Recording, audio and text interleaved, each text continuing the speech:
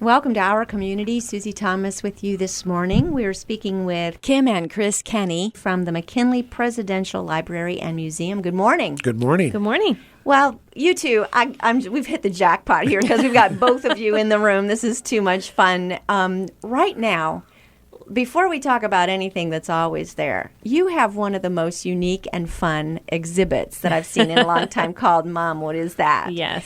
And so first of all, what is that exhibit? Give us an idea. Well, that exhibit is in our Keller Gallery, and it features artifacts from 1970 to 2000. And you're cringing. I know. That's because, think about, we are 17 years into the 21st century. Right. That makes the 20th century history, quite literally. And we don't all want to admit it, but the idea came from my nephew, who, when he was 5, came home with a VCR tape, and he said to my sister, "What is this?" And I thought, what? He doesn't know what a VCR tape is.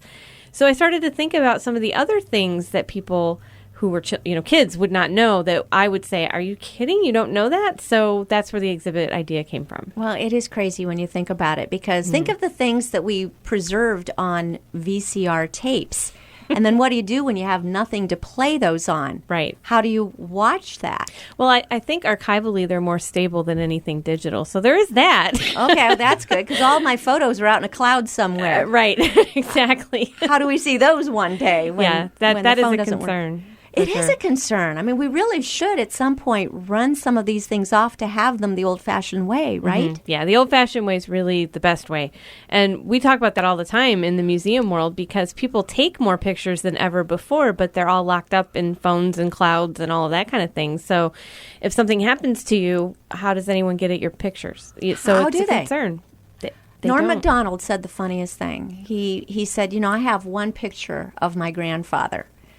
Of my great-grandfather. And I've got one photo of him. And, it's kind of a tintype, and he's got like this, like he's just been working in the field, look on his face. And because we know how they had to pose for a long, long time for the picture to even be taken. One photo of his great-grandfather. He said, someday somebody's going to be able to say, "Hey, would you like to see about 500,000 pictures of my great-grandfather?" Think of how we document everything now. Oh, yeah, I take 5 or 10 pictures a day of my cat. So, you can. It's free to do. You don't have to pay. And that's one of the things that's in the exhibit is a camera with film. That's got to be wild for people, and right? flash cubes. Oh, my goodness, It's been a long yes. time since anyone's thought of that. So these are the types of things that I thought kids would not know that parents and grandparents would have a lot of fun with. Well, remember when Polaroid cameras came out and how amazing that was, that you could develop a photo in a minute or whatever it took, and yet even that it just seems so archaic now and so hilarious. Oh yeah, you'd have to wait a whole minute to see. But they're coming back. Yeah. Are they Polaroids? The Polaroids, It's yes. called Instamax, I think. Something it was. like that. Our niece wanted one for Christmas, Really? and she thought it was the most wonderful thing that you could snap it and it would actually print out. And that you'd had something tangible rather than just looking at the screen. And we were both like, when we were your age. This was the norm. Right. Well, it is almost just as easy. You've got the app for the drugstore, and you send the ones you like the best, and then they've Sure. got them ready for you in an hour, and it's just about as easy. Right. But that's interesting that they like the idea of a Polaroid camera. Yeah. Well, and the one thing that's very popular in the exhibit, we have a typewriter that you can actually use. And we were surprised that, it went through ink. We had to scrounge around to find ink for it because kids like to print something right then. And all of us are like, oh, a typewriter, I'm glad I don't have to write anything on that anymore. Right. But for a kid who's never seen that before, it's like this brand new thing. So that was unanticipated that would be quite so popular. So fun. So that's a little activity they can go over and do. Type your own name right on Yes. there. Right. Mm-hmm. The other things I think that were a surprise were things like pay phones. And talk about that a little bit. Yeah, we have a payphone. This one particularly was in a laundromat in North Canton, so it had this unique feature that you could call the owners for free, which was pretty cool. But just the idea of putting money in a phone like that, they still exist. They're startling when you see one, but there are still a few around. But they used to be everywhere. My mom used to give me a quarter to call her when I wanted to come home, and that's just not done because you have a phone in your pocket. Right. So it's a different world for sure. Completely a different world. Was it surprising to you? Because when you're talking about 1970, 1970. That's not even going all the way back to like the beginning of our lives. Right. That's 1970. That's like, okay, depending on how old you are, you're in school, high school, even some are in college. Right. And that doesn't seem like that long ago. No, it doesn't, until you look at all the things you used to have that you don't have anymore. And then you start to think about it. I just had my 20th college reunion. So we were talking about how from 1977 to 1997, life was relatively the same. I mean, there were a few things that changed, but mostly we had the same kinds of things. And you go from That's 97 to 2017, it's a whole different world. Everything has changed in such a short period of time. When you think what a smartphone replaced, I even feel sorry for the company Garmin, because I think we had just gotten our, the GPS for the car, and then suddenly my phone could talk to me, and it was even better at it because it was all up to date on what construction was taking place, and it was just better at it than my funny Garmin with the antenna and all that stuff. Well, and in the exhibit, we have a AAA triptych. Oh, my goodness. You used to go to AAA, tell them where you were going, and they would make this little booklet for you. And now you can just, like you said, type it in your phone. Type it into Waze, the Waze app. And when AAA has an app, if you want a triptych on their website, you can actually make your own if you want to. And a foldable map. That was funny. Foldable map. Yeah. You mean it's not just on Google Maps, or you can just slide it around and find exactly where I'm going. iPhones seem to be the things, right? iPhones and all the millions of apps that we have, that seem to be the life changer right there. Yeah, I think it really was. So we have a flip phone in the exhibit to show kids what that used to be like, and a pager. Pager. And the yellow pages, I know we still get them, but I put mine right in the recycling bin, right as soon as it comes. First of all, why do we still have those? Why would they... Who looks something up in a phone book where the print is so small? I mean, first of all, the only people that could be using them would be people whose eyesight is starting to go. And so they put it in this size of print that no one could begin to read. That is true. And they're all under the husband's name, which, all due respect, I know that's always the way it was, but... what if you don't know the husband's name? Right. And you're trying to call your friend, and... It's the 21st century. It's just so crazy. All right. Well, this was ingenious. Tell me the response and reaction you've been getting from people. We have had such a good response. The night of the opening was when we discovered how popular the typewriter was going to be. And we had a lot of parents, exactly what I wanted them to do, coming up to the case, pointing at that, I had one of those, and the kids saying, what? And I mean, that was exactly what I wanted to happen, this intergenerational thing. And that's why I planned it for the summer when people are off school and hopefully can take their kids and grandkids to the museum. What ages are having the most fun with this?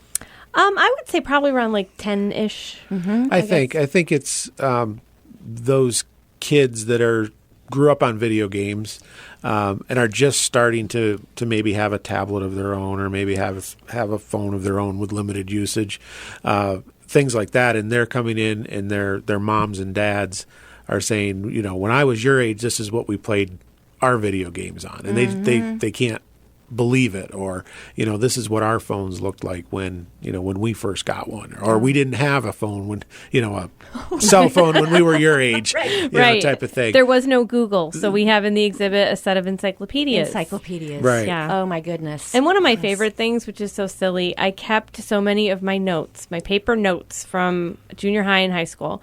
And I likened them to texting. We didn't have phones, so if I wanted to tell my friend something, I'd write it in study hall and then hand it to her, as we were going to our next class. And, it's a lost art, the art of folding a note. And getting it to the person without getting caught. That is a lost art. Yeah. Right.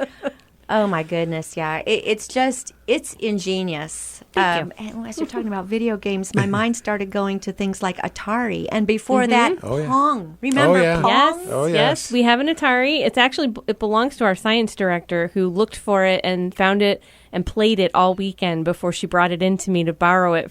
So I don't think she was happy to give it up once she rediscovered it. As much fun as Candy Crush is, I would love to play a little bit of Space Invaders every once in a while. That was my favorite. Mine too. Loved Space Invaders. Yes. Nothing wrong with Space Invaders. No. But the sad thing is, it's so difficult to hook up to TVs, modern TVs. You have to get this device, and it's costly, and to to get them to work with each other. Right, because TVs now are just this flat screen. They don't have all those things in the back to be able to.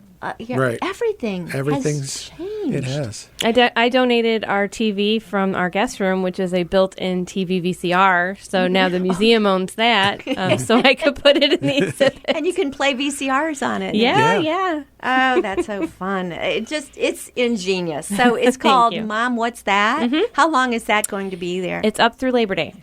And if you want to feel really old, just go see it, because you're going to be seeing that everything that you say, well, this looks like our basement. Exactly. And I've heard a lot of that. Oh my goodness. And we're going to be doing a special program for parents and their children or grandchildren on Wednesday, June 28th. They can sign up for it. So it's going to be a very interactive thing, breakfast suites ahead of time, things like that. So it should be a lot of fun. Oh, fun. Tell us what we can look forward to with that. What kinds of things will you be doing? Well, they're going to get a chance to go through the exhibit. They're going to have some questions, just some activities that will get the kids and the parents talking to each other about the parents' experiences or the grandparents' experiences.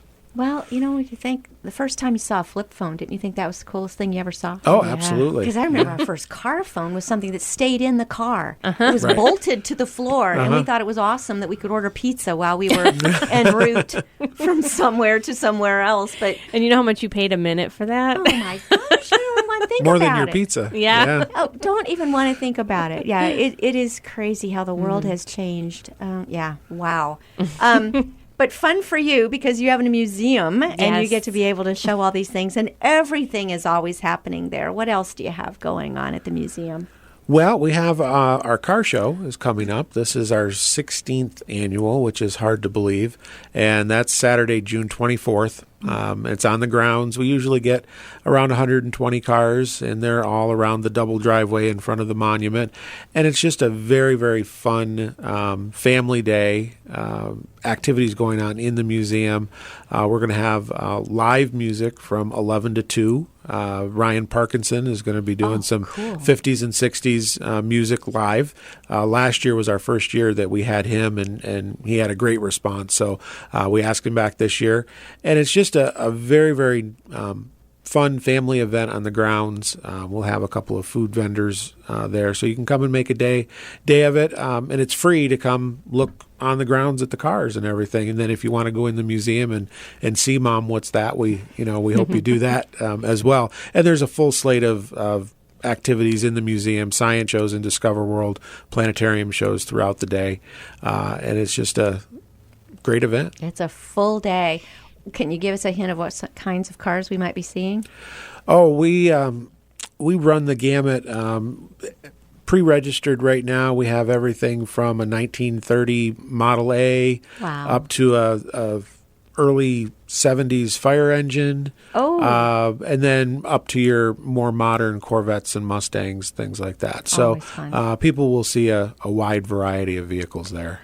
Oh, man. You guys have one of the best jobs. It's true. It's true. Oh, my Yeah. goodness. We do. It's so much fun. We are talking with Kim and Chris Kenny. They are the curators. Do we call you both the curators, or what are your individual titles? Assistant director and curator now, and Chris is the Director of Education. Okay, got it. Well, I think of, you two are the McKinley Museum.